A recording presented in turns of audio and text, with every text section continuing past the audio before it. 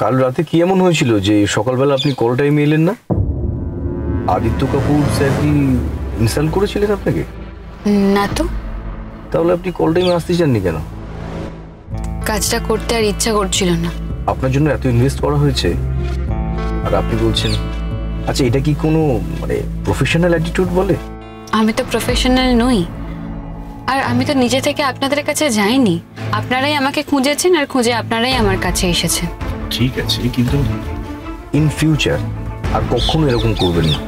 In future আমি আর কখনো এরকম কাজও করব না। কিন্তু আমাদের অ্যাডের জন্য তো আপনাকে সাইন করিয়ে নেওয়া আছে। কি? হ্যাঁ, আমি তো আরণ্যক স্যারের সঙ্গে কথা বলেছি। আপনার মতো একজন নতুন মেয়ে একসঙ্গে 12টা কাজের অফার পাচ্ছেন, এটা কি কম কথা নাকি? আসলে আপনি নিউ ফেস, তাই এত ক্রেজ। আমাকে দিয়ে 12টা এডের জন্য সই করানো হয়েছে। আমার পড়া উচিত ছিল, কিন্তু সার্চিও তো একবার আমাকে বলেননি। আমি তো জানতেই পারতাম না এখন কথা না হলে। নিজে পায়ে দাঁড়ানোর বয়সটা কিন্তু তোমার পেরিয়ে যাচ্ছে ছোটু।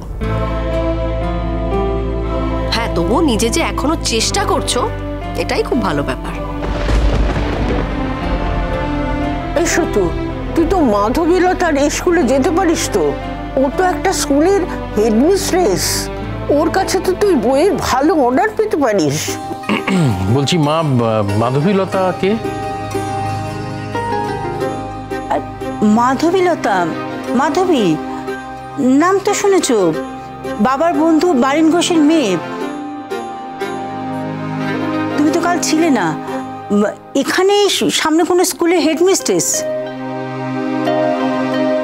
বড় বৌদি দেখো, এখানে তো কত স্কুল, কত হেডমিস্ট্রেস, সবার কাছে অর্ডার চাইতে যাও, তাই কি হয়? তুই তো কতজনের কাছে যাচ্ছিস, কেউ দিচ্ছে কেউ দিচ্ছে না। মাধবীলতার কাছে গেলে ও নিশ্চয়ই একটা কিছু ব্যবস্থা করবে,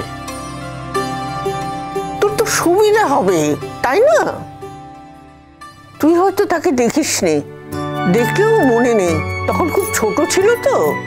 দেখা হলে তোর বাবার নাম বলবি, দেখবি ঠিক চিনতে পারবে। আর ও যদি জানতে পারে তুই এই বাড়ির ছেলে, তাহলে ও নিশ্চয়ই তোকে বইয়ের অর্ডার দেবে। কি দরকার মা, আমি তো এমনি নানান স্কুলে যাই, কোথাও অর্ডার পাই কোথাও পাই না, এভাবেই তো চলছে ভালো। আর ধরা করার কি দরকার মা? হ্যাঁ, কি দরকার? ধরা পড়া করে চট করে কাজ পেয়ে যাবে, সেটা তো তোমার পেট ভরবে না।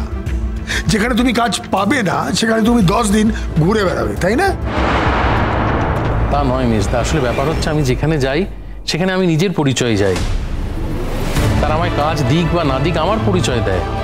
সেখানে তোমাদের রেফারেন্স নিয়ে, তোমাদের পরিচয় নিয়ে যদি যাই, গিয়ে যদি কাজ পেয়েও যাই, সেটা মানে তোমাদের বা এই বাড়ির ইমেজের পক্ষে ভালো হবে? তুমি বলো।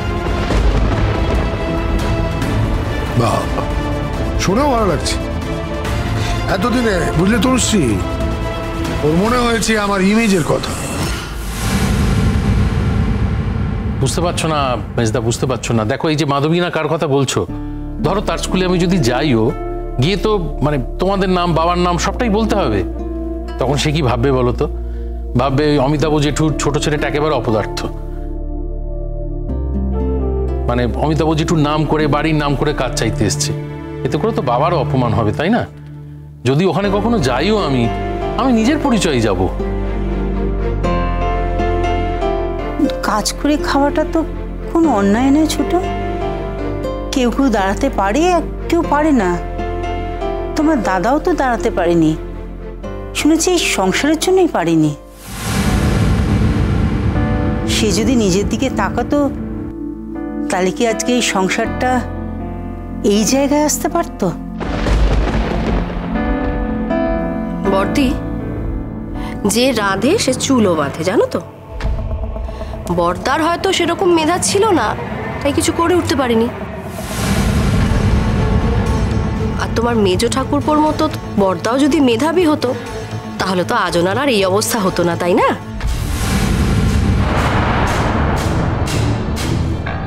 এই কথাটা বলো না মা। আমি জেঠুমনির কাছে পড়াশোনা করেছি, আর আমার মনে হয় জেঠুমনির মতো ইন্টেলিজেন্স এই বাড়িতে কারোর নেই। জেঠুমনি সুযোগ পায়নি তাই পড়াশোনা করেনি, আর তখনকার দিনে জেঠুমনি তো বৃত্তিও পেয়েছিল। তাই জেঠুমনির কোনো মেধা ছিল না এই কথাটা বলো না। জেঠুমনি এই বাড়ির জন্য অনেক কিছু স্যাক্রিফাইস করেছে। আচ্ছা ঠিক আছে, আমরা তো আলোচনা করছিলাম আশীর্বাদের ইভেন্ট নিয়ে, কোথায় থেকে কোথায় চলে এলাম। বাই দ্য ওয়ে বাদশা, আমাদের বাড়ির হিরোইন কখন আসছে? হিরোইন? হ্যাঁ হিরোইন, রোশনাই আদিত্য কাপুরের সাথে অভিনয় করতে গেছে তো। আপনার মধ্যে যে ট্যালেন্ট আছে আপনি সেটাকেই এক্সপ্লোর করবেন। এই যে আপনি আলোক স্যারের বাড়িতে থাকেন, সেটা কি খুব সম্মানের, নাকি নিজে কাজ করে নিজের পরিচয় তৈরি করাটা বেশি সম্মানের? প্রত্যেকের জীবনের গল্প আলাদা হয়। আপনারা শুধু শুধু আমার জীবনের মধ্যে ঢুকে আপনাদের কস্টলি সময় নষ্ট করবেন না এভাবে। এখন তো আর না বলার কোনো জায়গা নেই। যদি সুযোগ থাকতো তাহলে আমি এটাই বলতাম যে এই ধরনের কাজ আমি আর কোনোদিনও করব না, কারণ আমি এরকম কাজ আর করতেই চাই না।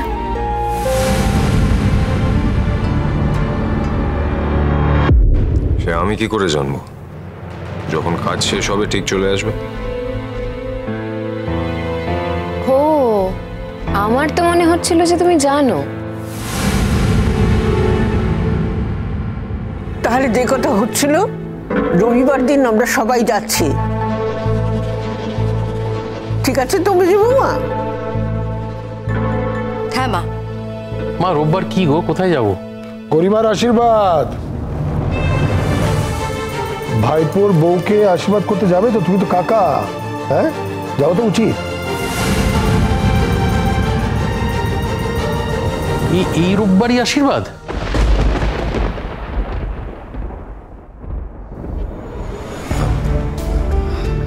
হ্যাঁ মানে আমিও জানতাম না, আমিও সবে জানলাম।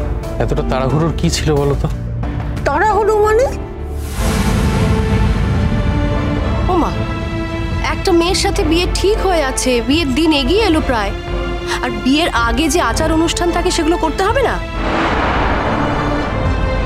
তা নয়, আমি বলছিলাম যে একবারই আচার অনুষ্ঠানগুলো শুরু হয়ে গেলে তো সমস্ত আনন্দ শেষ হয়ে যাবে, মানে দেখতে দেখতে সব হয়ে যাবে, বিয়েটা হয়ে যাবে, তাই বলছিলাম আর কি। গরমে ঘুরে ঘুরে না তোর মাথা খারাপ হয়ে গেছে। কি বলতে চাইছিস বুঝতেই পারছি না। আরে এ তো সবে শুরু। আগে ওদের বাড়ি যাব আমরা আশীর্বাদ করতে, তারপরে ওরা আসবে, আমাদের বাড়িতে আশীর্বাদ হবে। অনুষ্ঠান তো এখন লেগেই থাকবে, শেষ হবে সেই বোম হাতের পর। সারা কলকাতা শহর দেখবে দীপ্তজিৎ চ্যাটার্জির ছেলের বিয়ে বলে কথা। কিন্তু বাচ্চা, তুই তো আমাকে বললি তোর এখন সময় নেই, খুব ব্যস্ত, এর মধ্যে নাকি তুই কিছু করার সময় পাবি না। হঠাৎ করে কি হলো? হ্যাঁ তা তো আছে ছোট, কিন্তু এটাও তো একটা ইম্পর্টেন্ট বিষয়, তাই না? মানে যতই কাজের চাপ থাকুক না কেন, বিয়েটাকে তো ইম্পর্টেন্স দিতেই হবে। আর গরিমাকে তো আমি অনন্তকাল অপেক্ষা করিয়ে রাখতে পারি না। কাজের চাপ তো সারা জীবনই থাকবে, কিন্তু তাই বলে ব্যক্তিগত জীবনটা তো মিথ্যে হয়ে যেতে পারে না ছোট। না ঠিকই আছে, আমি ইনফ্যাক্ট খুব খুশি, আমি সত্যি খুব খুশি। এই রবিবার গরিমার আশীর্বাদ হচ্ছে, আর তারপরে পরে আমাদের দিকেও আশীর্বাদ হয়ে যাওয়া উচিত। হ্যাঁ আমরা সেই দিনই বলে আসবো। এই ব্যাপারটা আমি কিছুতেই চাই না যে ডিলেড হোক। বাচ্চা, তুমি যে এখন তোমার বিয়ে নিয়ে এই যে মাথা ঘামাচ্ছ না, এটা কিন্তু আমাদের সকলের বেশ ভালো লাগছে। কিন্তু বাদশা গরিমাকে নিয়ে হানিমুনে কোথায় যাচ্ছে সেটা কিন্তু ফাইনাল হলো না। মেম সাহেব, তোমাকে বললেই তো তুমি সঙ্গে সঙ্গে গরিমাকে বলে দেবে। আমি এটা সারপ্রাইজ রাখতে চাই। আমি প্রমিস করছি বলবো না, বলো না। আচ্ছা ঠিক আছে, এই নিয়ে তোমরা পরে আলোচনা করো। বলছি তনুশ্রী, ওদের ফোন করে একটু কনফার্ম করে নাও। হ্যাঁ একটু পরেই ফোন করছি। তো ব্যাপারটা কি রে বাচ্চা? रोशनाई।